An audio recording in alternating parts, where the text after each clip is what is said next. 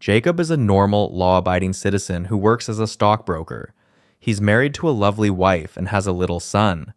Wait. What'd I do? It's just, One day, after eating and drinking with his wife and some friends, he volunteers to do the driving. As they laugh and happily chat in the car, Jacob becomes distracted for a second, leading to a fatal accident that causes the death of his friend in the back seat. Baby, no! Oh my God. Due to this, his lawyer tells him he'll be facing 4 years in jail for DUI manslaughter and an extra 3 years for causing great bodily injuries. Hearing this, Jacob decides to settle on a non-contest plea deal in order to reduce his sentencing to 16 months.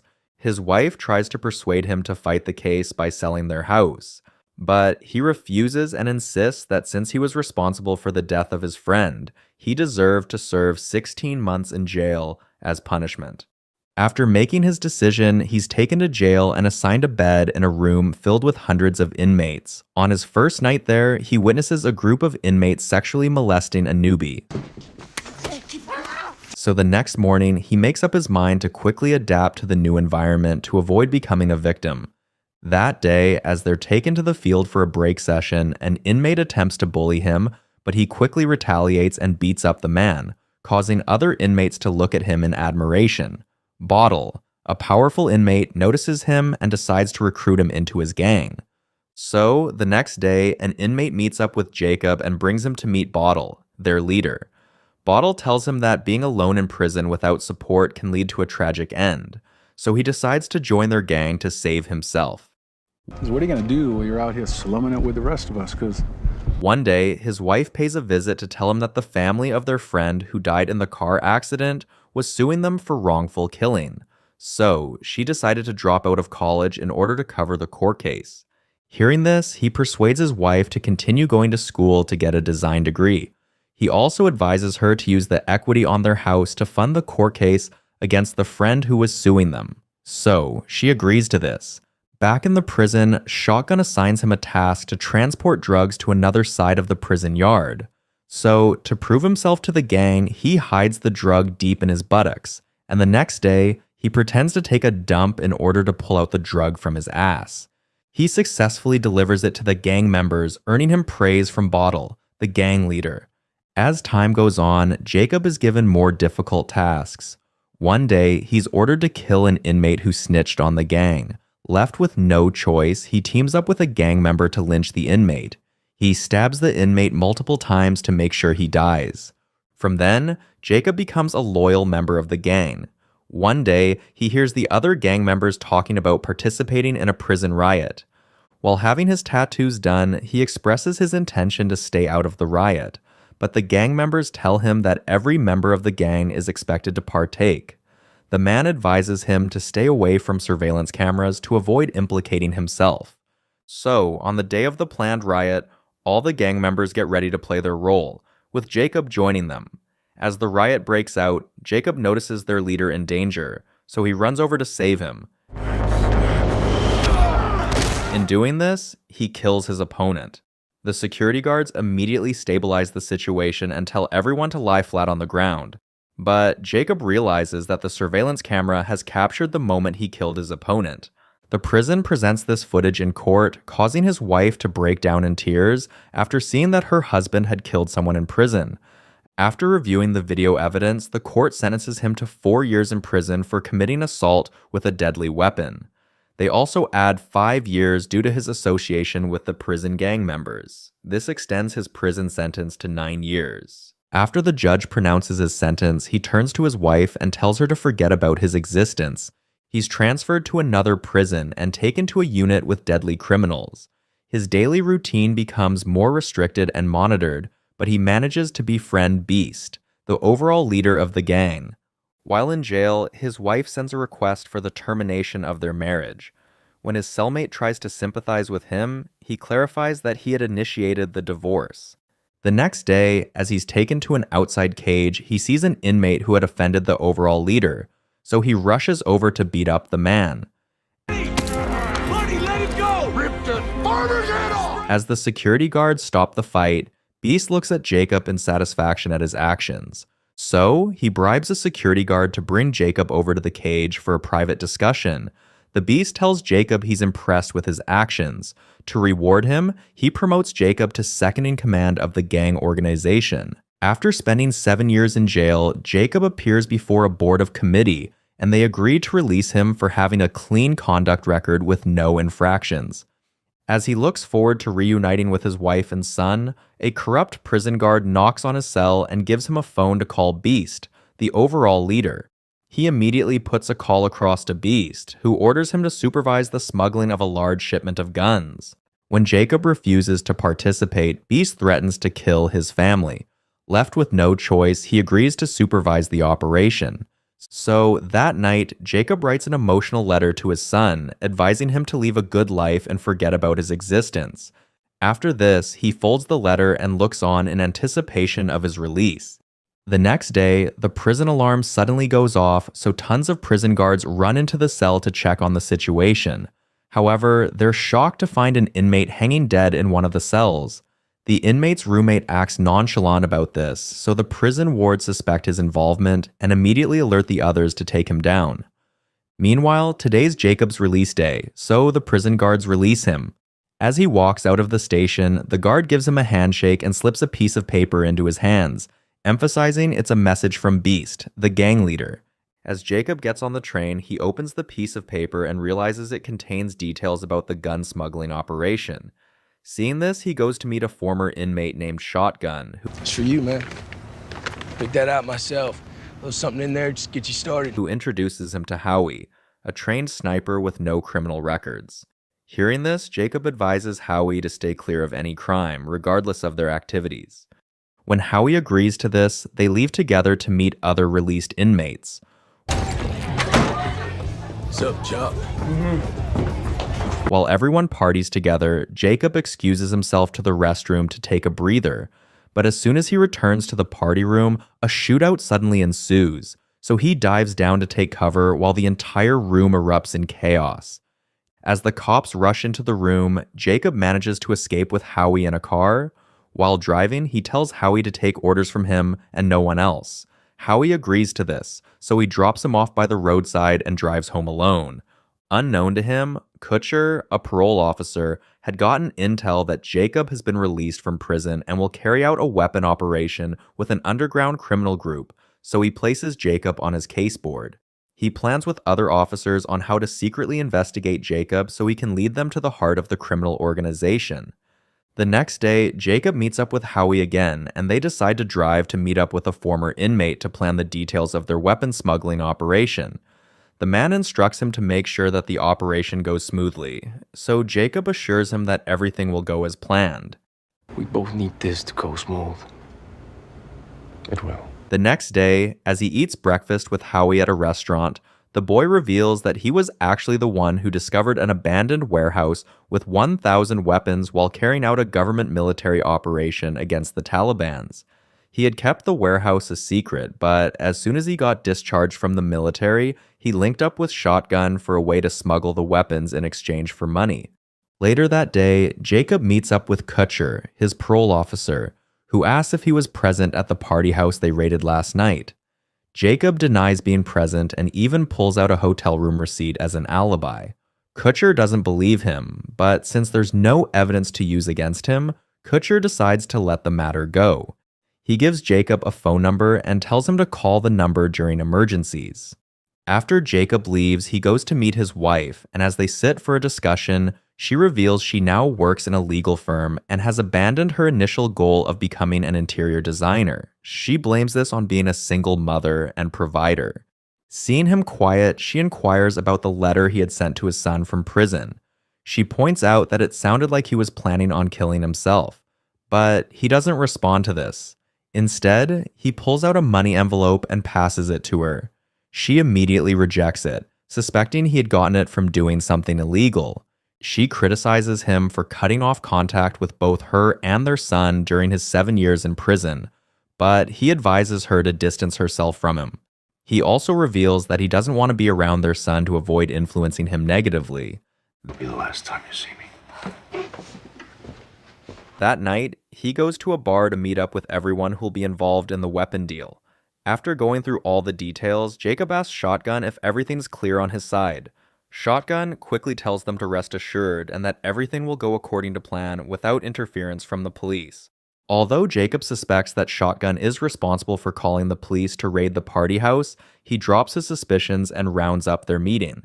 At the end of the meeting, as everyone leaves, Jacob decides to stalk Shotgun.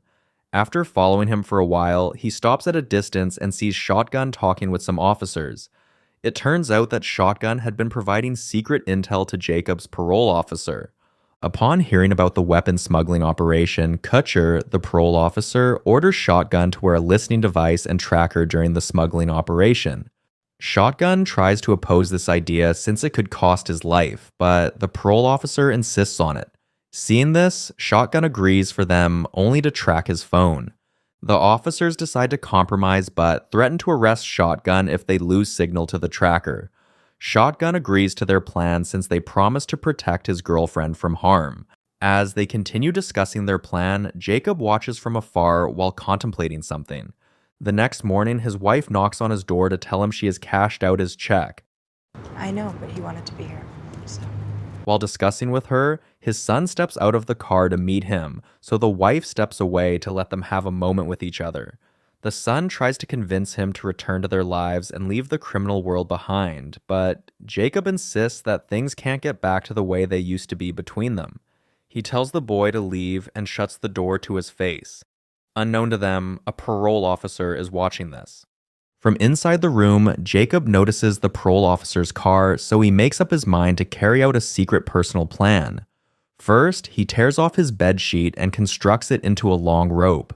Then, he pulls out the toilet window, sneaks out of it, and uses the rope to hold the window together. With a taxi, he goes to meet Howie and requests to rent a clean car.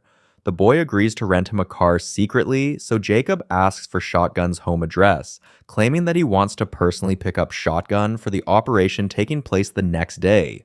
The unsuspecting boy agrees to give out the home address. As they discuss together, the boy reveals that he has no intention of joining the gang organization.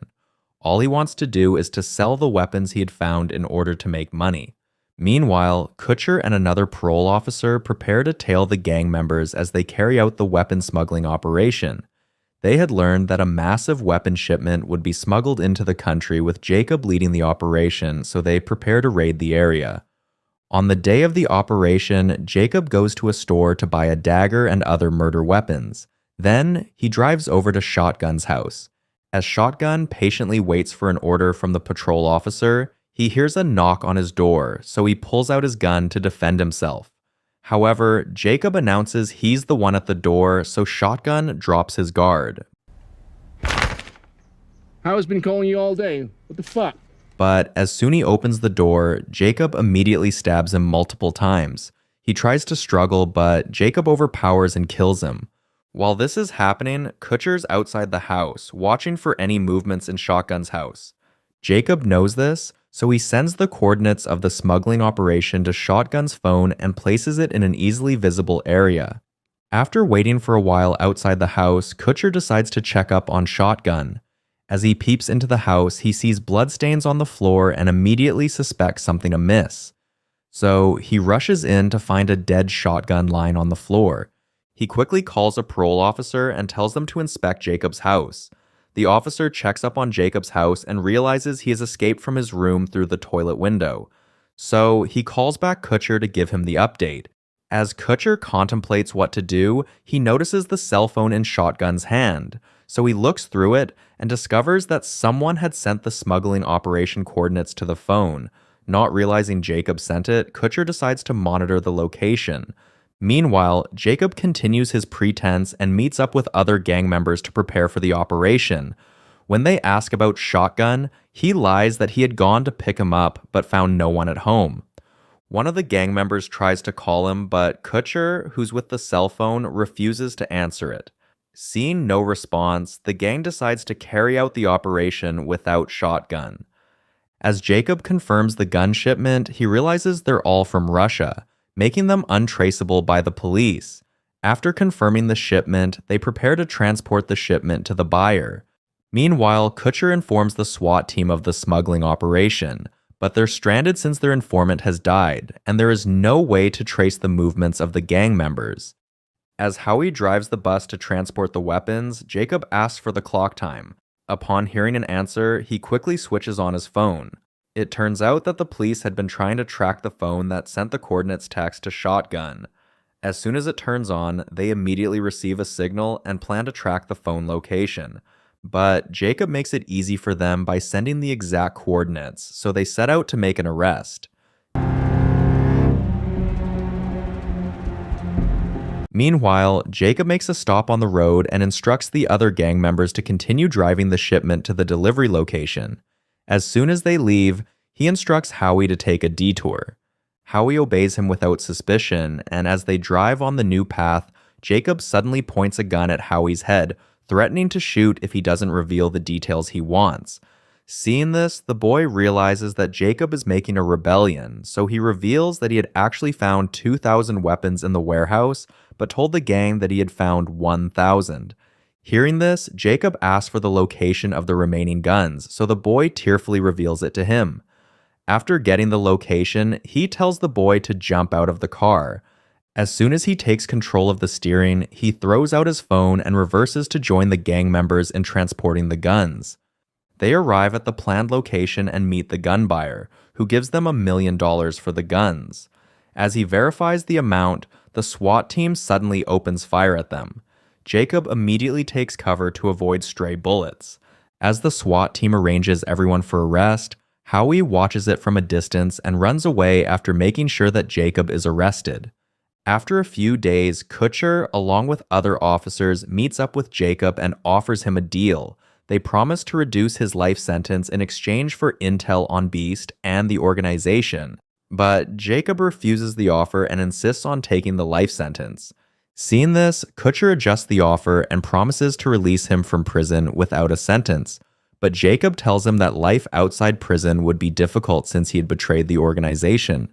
Seeing his determination, Kutcher withdraws the offer and leaves. All right. So, Jacob is taken to jail to serve his life sentence. As soon as he enters his cell, he immediately sits on a toilet seat, dips his hands into his buttocks, and pulls out an item he had hidden inside his ass.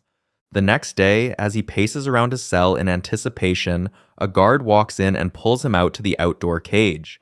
Beast, the leader, fully aware of his betrayal, watches him in anger. As soon as the guard locks him in a cage, Beast begins to question him about his betrayal, but Jacob refuses to make a comment. Seeing this, Beast threatens to send some underling to kill his wife and son. Upon hearing this, Jacob becomes worried. So, as the guard returns to the cage to escort him out, Jacob pulls out a hidden key from nowhere and releases himself. It turns out that the item he had pulled out of his ass contained a handcuff key and razor. He overpowers the guard and instructs him to drop his signal radio. As soon as the man complies, he throws him into the cage and turns to face Beast. As he unlocks Beast's cage, Beast realizes that Jacob has turned down the cop's release offer in order to return to jail and exert revenge on him. Immediately, he opens the cage, Beast pounds on him, but he uses a razor to slit Beast's throat. As the man breathes his last, Jacob tells him that everyone who touches his family will die. Nobody's touching my family. After confirming Beast's death, he walks back to his cage and tells the guard to report that he had acted out in self-defense. He promises to compensate the guard for this and proclaims himself as the new leader of the gang organization. Seeing the situation, the guard agrees to report the incident as self-defense. As soon as Kutcher sees the report on this, he marvels in confusion. While thinking over it, he receives a text message from an anonymous number telling him the location of the remaining weapons. So, he goes with some officers to raid the place. Meanwhile, Jacob destroys his SIM card after sending the text and tells a guard to destroy the phone. As he spends his life sentence in prison, he suddenly receives a handwritten letter from his son. In the letter, the boy promises to live a good life with his mother. He also forgives his father for everything. After reading this, Jacob becomes teary and turns to look at a picture of his wife and son. He secretly mourns the normal life he could have lived if the accident hadn't happened that night.